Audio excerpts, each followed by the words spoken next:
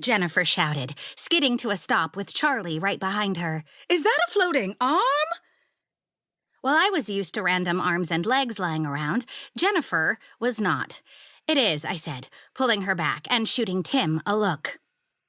I didn't know what was happening, but I did know that Jennifer was 100% human. There was no way I wanted her near a floating arm. I had no idea if anything else was attached to it. "On it," Tim said, leading Jennifer a safer distance away.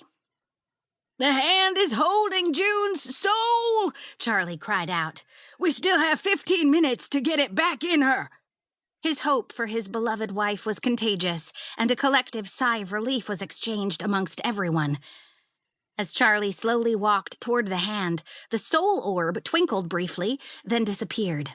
His knees buckled, and he went down like a broken man. The immortal enforcer was one of the most powerful people I knew. Right now, Charlie was a mere shell of himself. "No," I hissed. "Unacceptable." I had a sick feeling I knew who the hand belonged to. I'd immediately narrowed it down to 4 people, for lack of a better word. "Show yourselves, you lying cowards!" Again without fanfare. Again without wind or lightning. The angels arrived. The 4 stood in a row in my decimated front yard where a celestial war had just taken place, a war they were supposed to have refereed. Rafe, Gabe, Abby, and Prue might look angelic, but to me they were trash. Weak, lying, horrible people. The blood on their hands from today could have been massive. They hadn't shown up until the death and destruction was over.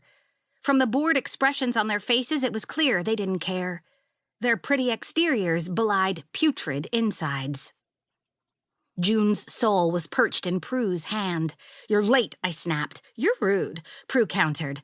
"Well, no thanks to you, I'm still here," I said. "You have something that belongs to me?" I held my hand out for the soul. "And you have information that belongs to us," Abby reminded me with a sour expression on her otherwise beautiful face. "Terms were broken," I said in an icy tone. "You didn't hold up your end. You snooze, you lose. Give me the soul. I'm the death counselor. It belongs to me." "Interesting you should mention that," Rafe commented, staring at Clarence while speaking to me. He nudged Gabe and nodded in my father's direction. Gabe stared with rapt fascination. Was the Archangel Michael a rock star in heaven?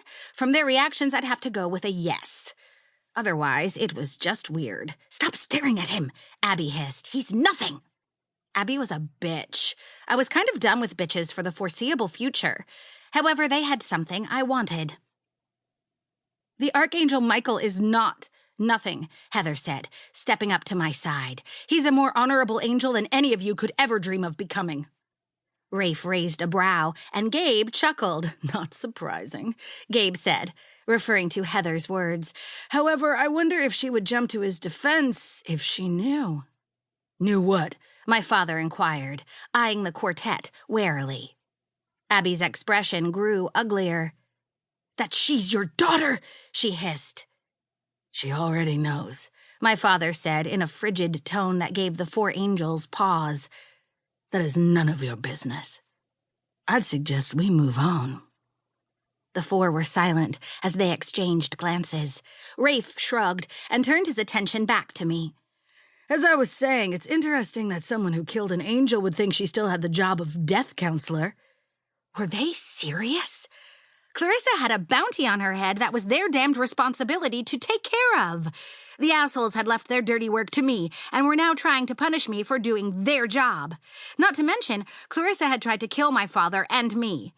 It had boiled down to her or us. The choice had been a no-brainer. "Enough," Gideon growled. "Just because you were too fucking fragile to do your damned duty when you knew the crimes committed and the punishments that were to be doled out, you will not pass judgment on the one who did your forsworn work. Am I clear?" Prue laughed and eyed Gideon with female appreciation. I wanted to slap her. "You have no jurisdiction in our community," she said with a dismissive wave of her hand. "Fallen angels are beneath us. Far beneath."